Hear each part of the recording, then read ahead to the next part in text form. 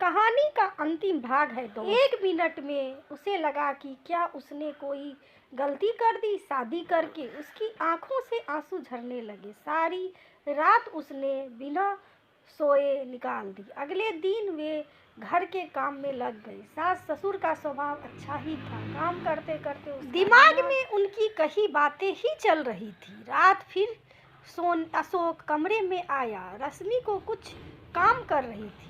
Ashok phone पर अपने दोस्त से बात कर रहा था। कह रहा था कि मैं इसका घमंड ठिकाने पर लगा दूंगा और भी ना जाने क्या क्या। रश्मि के तो शादी और पति के अरमान पर जैसे पानी ही फिर गया। रश्मि का जी तो चाह रहा था कि वो अभी घर से चली जाए, लेकिन फिर उसे अपने घर वालों की परेशानी का ख्याल आया। फिर कुछ देर चुप रहने के बाद उसने सोचा, वे जो चाहे करे, उन्हें करने देती, लेकिन मैं अपना काम करती हूँ। तब से वे सिर्फ अपना काम करने लगी, क्योंकि उसके पास कुछ और चारा भी नहीं था। कहीं न कहीं वे ये समझ गई थी कि अशोक उसे दुखी करना चाहता है। अगर वे उसका उल्टा करेगी तो ऐसा दिखाएगी कि उनकी इन बातों से उसे कुछ फर्क नहीं पड़ रहा है, तो शायद अशोक का यह खेल बंद हो जाए। आखिर पढ़ा लिखा होने से कुछ तो फर्क पड़ता है। रश्मि ने जीवन की इस सबसे बड़ी चुनौती को भी स्वीकार किया। उसने घुटने नहीं टेकी। उसने सोचा कि रोना नहीं है, बातों को ठीक करना है। जब तक उसके हाथ में है उसने यही किया। वे बेवजह खुश रहने लगी। अपनी सास ससुर को अच्छे से बना के खिलाने के साथ उनके साथ मंदिर मार्केट जाने लगी। चेहरे पर कोई परेशानी नहीं। अशोक यह सब देख रहा था। वे भी अपनी कोशिशों में लगा था। करीब 20 दिन बाद ही उसके चेहरे का रंग उड़ने लगा। उसे लगा कि रश्मि को तो कुछ फर्क नहीं पड़ रहा है, तो वे इसी बात से दुखी होने लगा। इस दौरान उसके दोस्त से बातें शेयर करना जारी था। रश्मि का यह प्लान काम किया। अशोक के सब्र का बांध टूट गया और फिर एक रात जब रश्मि कमरे में गई, तब अशोक ने दरवाज़ा बंद किया और ज़बरदस्ती से उसे पकड़कर बिस्तर की ओर ले जाने लगा। लेकिन इस बार रश्मि का वे रूप दिखाई दिया जो उसने सोचा भी नहीं होगा। रश्मि ने अपना हाथ जोर से झटका मार के छुड़ाया। कहा कि क्या कर रहे हो आप? अशोक जैसे घबरा सा गया।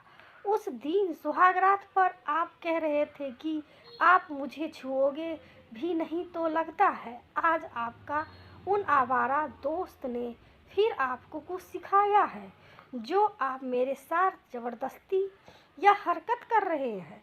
अशोक बोला, मैं तुम्हारा पति हूँ। रश्मि ने कहा कि हाँ, आप पति हैं और मुझसे प्यार कर सकते हैं, लेकिन यह प्यार नहीं, यह कुछ और है। मैं तो आपके लिए ही आई थी, सब कुछ छोड़ के आपके घर आपके साथ रहने, लेकिन आपने आते ही मुझे नौकरानी बना दिया।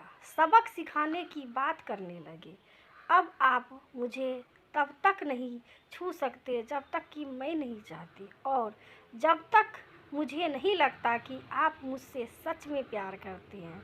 उसी पल से रश्मि ने अशोक की आंखों में बदलाव देख लिया था। उसे पता था कि अशोक का गुस्सा उस गलतफहमी की वजह से ही है, कि उस ना की वजह से, लेकिन उस बात से आगे बढ़ना होगा। अशोक बुरा इंसान नहीं था। उस रात के बाद वे रश्मि के नज़रें भी नहीं मिला पा रहा था। चुपचाप रहने लगा। समय बीतता गया। शादी को 5 महीने हो गए। रश्मि अब अशोक को परख रही थी और इस दौरान उसे समझ आ गया था कि अशोक कैसा है। एक ही घर में रहकर अपने ही पति के साथ ऐसा करना अब उसे भी चुभने लगा। एक रात उसने कह दिया कि छोड़ो सब पुरानी बातें, चलो ना एक नई शुरुआत करते हैं। मुझसे जो गलती हुई आप माफ़ कर दो। अशोक चुप रहा, कुछ नहीं बोला। आखिर रश्मि ने इतने दिनों तक उसे दूर रखा।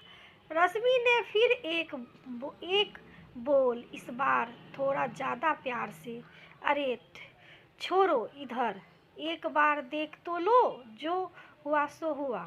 एक बार अशोक पिघला मुंडा और रश्मि की आंखों में देखकर जैसे उसका गुस्सा पता नहीं कहाँ गया, बोला, तुम मुझे माफ कर पाओगी?